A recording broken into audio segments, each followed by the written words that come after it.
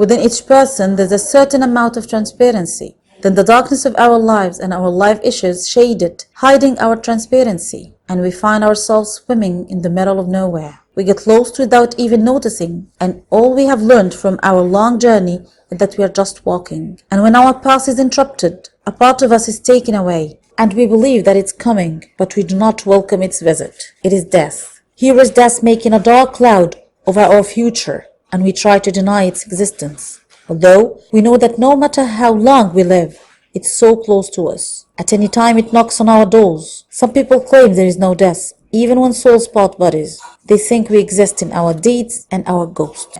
Many questions are asked, but all the answers refer to the soul and what it is. This is what we are going to discuss in our article titled, "The Soul is Far from Any Myth." And they ask you about the soul. Say, the soul is of the affair of my Lord, and mankind have not been given of knowledge except a little. A small verse, but with a deep meaning. The soul is of God, and it consecrates the command of God. It is the entity that brings you into life, and in every creature. Everything that moves has an entity and a soul of God's command. If man knows the soul, he can control any other entity on earth. He can control the rotation of the earth, or make mass deaths, or mass births. The soul secrets must not be given in order to preserve the life cycle and to keep everything going by God's command. The soul is the link that makes you close to God and believe that God is closer to you from your own vein, just because your soul is from Him. And if God lets us know the entity and the soul, God will not be the eminent, as He called Himself, because it would be able to feel God Almighty excessively. If we know the soul, we can control the living and the dead. So humans cannot know what the soul is. Speaking about the soul, we must give it its divine value and its rightful position. Only God has the ability to see the soul. It is the science above all human sciences. Whatever our knowledge of the earth's sciences is, yet we have known a little so far.